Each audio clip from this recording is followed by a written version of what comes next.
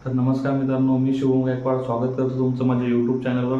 तर 2024च्या लोकसभा निवडणुका ह्या सुरू झाल्या आहेत आणि त्यातल्या दुसऱ्या टप्प्याचं मतदान हे या 26 तारखेला होत आहे। तर याच्यामध्ये आपण पाहत आहोत की ईव्हीएम मशीनवर नोटाचं ऑप्शन येत असतं मित्रांनो।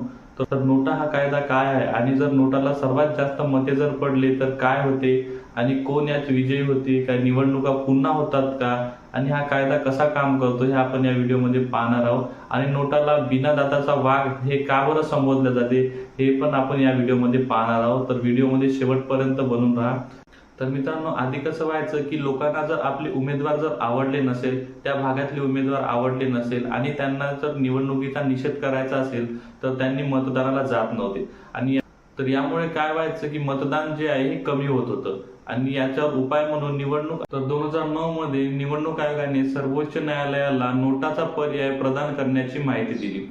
त्यानंतर नागरी हक्क संघटना people's union for civil liberties यांनी नोटाच्या समर्थनात जनहित याचिका दाखल केली। त्यानंतर 2013 मध्ये सर्वोच्च न्यायालयाने निवडणुकीमध्ये नोटा हा पर्याय उपलब्ध करून देण्याची याचिका जी आहे ती मंजूर केली। तर 2013 मध्ये सर्वोच्च न्यायालयाने निवडणूक आयोगाला नोटाचा पर्याय देण्याची अनुमती दिली, परंतु निवडणूक आयोगाने अशी सूचना दिली की नोटाला दिलेले मत हे रद्द मताच्या श्रेणीमध्ये धरले जाणार आहे। जर नोटाला सर्वाधिक जास्त मते पडली तर कोणाला विजयी ठरवले जाते ते आपण पाहणार आहोत। तर समजा निवडणुकीमध्ये 2 उमेदवार उभे आहे आणि तिसरा पर्याय जो आहे तो नोटाचा आहे।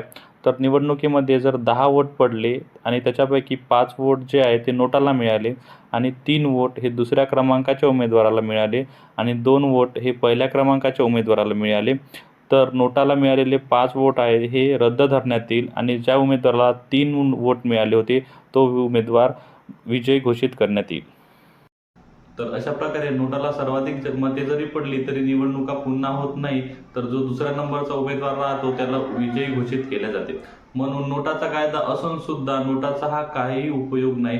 नोटाचे मते ही रद्द धरले जातात, म्हणून नोटाला बिना दाताचा वाघ म्हटले जाते।